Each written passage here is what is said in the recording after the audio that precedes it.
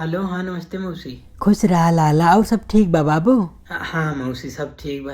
ये मौसी तनी 5,000 रुपया चाहत रहा ले, बड़ा जरूरी बा, तनी भेजवा देते मौसस कही के, कहीं जुगाड़ बेट्टा कही के। बे बाबू ऐसे टाइम पे तेकाले 1 रुपया नहीं घर में बरे। 5-7 दिन से जानते हमारे मुर्गा उर्गा कुछ नहीं बना, पैसे नहीं बा कहाँ बनी। चल ठीक बा मौसी, अब जब ना आई बत का कहीं।